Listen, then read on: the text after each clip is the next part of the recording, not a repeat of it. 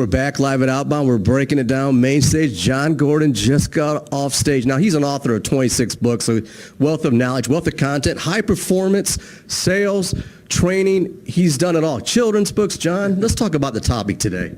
Today's topic was about how to have a high state of mind instead of a low state of mind.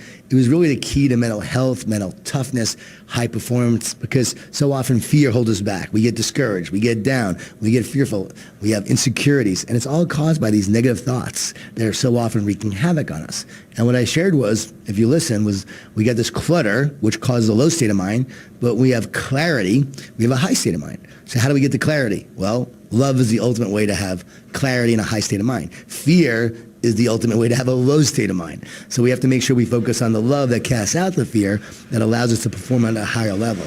And we focus on the inside out instead of the outside in, because fear is outside in, love is inside out. The more we're focusing on that, we'll have more success. And you'll love the process, you'll love what the process produces. You don't want fear to mess with the mental and the mental toughness. I've looked at some of your work, and obviously it incorporates everything in life, whether it's sports performance, working for your clients, mental health, everything that you do in life. And if you have teenagers, if you have kids, they are struggling with fear. They have so many negative thoughts. So teaching this to them helps them a whole lot. I wrote a book called The Garden that breaks down the 5 Ds, actually. So if parents want their kids to read something and understand this more, The Garden is a great book because it's about 2 teenagers struggling with fear, stress, and anxiety, like so many people in the world. And that's why, we're being bombarded with negative messages. There's so much fear, there's anxiety, there's uncertainty. And over the last couple of years, you saw people that really have struggled. And it's not their fault, but it was their state of mind. Because some people thrived during the pandemic, some people didn't, right? And so it actually depends on your state of mind. This is teaching them to overcome their circumstance and how to, but don't blame yourself for not having a high state of mind, to know why you had a low state of mind. And it's very normal to have a low state of mind. We have it all the time. And that's the key. So stop blaming yourself, but understand. And the minute you understand the truth, what happens? The truth sets you free and allows you to live with more freedom, joy, happiness, and less pain and suffering and negativity. The truth will set you free, but I want to touch on now. You've written 26 books, okay? Now I'm just going to get in the headset of this keynote today. You've got a wealth of information. 26 books and counting. You've done the gamut of everything from sports training to professional speaking. You're well documented. What brought you to walk out with this keynote? And was there anything, follow-up question, is there anything that you wish you would have put in the keynote that you didn't do?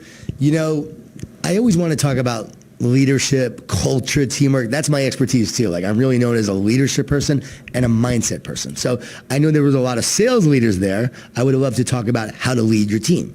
We only had 45 minutes though. So I do a whole talk on leading your team, building a strong team, the keys to leadership in terms of love and accountability, and the 4 C's: communication, connection, commitment, caring, vision, and purpose, and getting your team to live it. The one thing I wish I would have talked about is the one word, because I always challenge everyone to pick their one word for the year that will drive you to be your best. That's going to give you meaning and mission. One word? You pick a word each year. So if I were to send you back out there, you would have put that in. I would have said yes. I would have left with that story about keep running, keep going.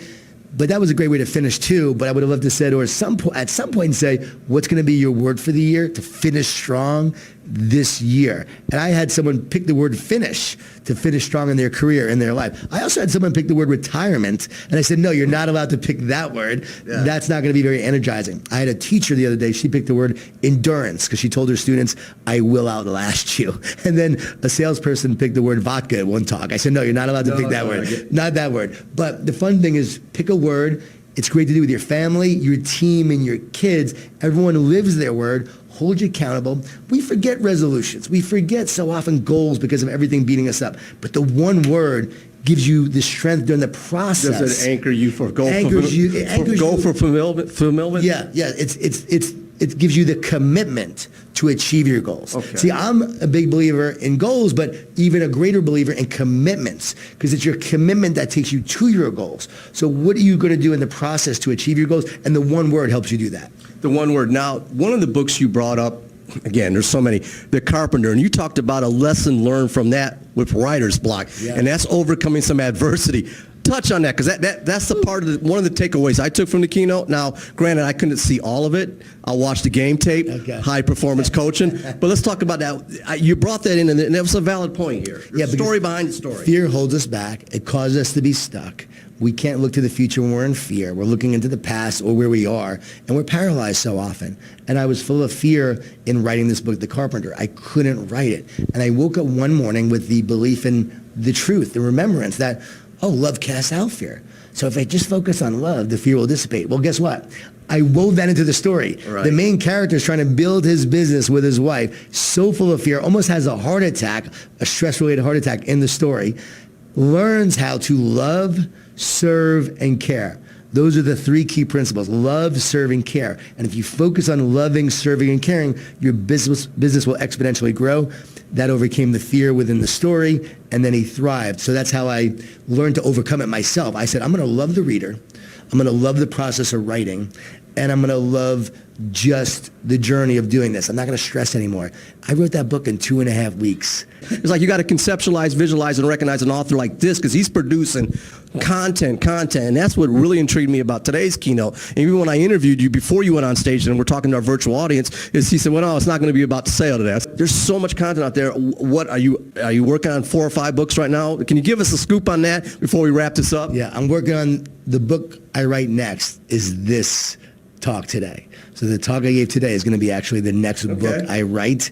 But we're also doing how to be a coffee bean to build off the actual coffee bean, more tip-driven approach on how to be a coffee bean every day. We're doing power of positive leadership for teenagers because the message of leadership in teens is really resonating. So I'm really excited about that.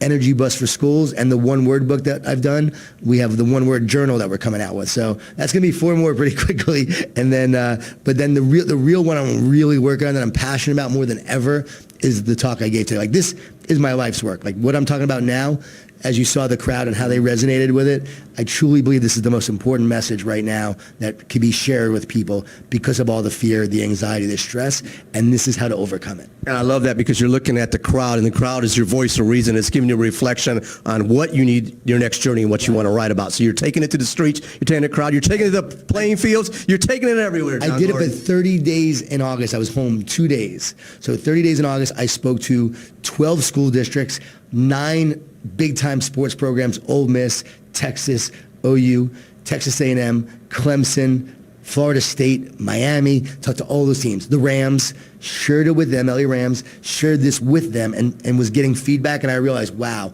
never got feedback like that before. I said, I've got to share this and write this. And as I said, I was going to talk about the sale, but the minute I was coming here, I said, you know what? This voice came in and said, John, teach him about that. What he did is he called an audible right before he went out there. In layman's terms, he called an audible. Anything else? Quick. Came up with the talk in the last minute. Yeah. So. Break it down in layman's terms one last time for our audience as a parting shot. You could. A parting shot is, we're in sales. We're going to face adversity. We're going to face rejection. We're going to face challenges. But your optimism and belief is a competitive advantage. It is a competitive advantage. Your mindset is a competitive advantage. Don't forget that. We learn technique. We learn strategy. We do all these things to be better salespeople, and they're all important. Trust me.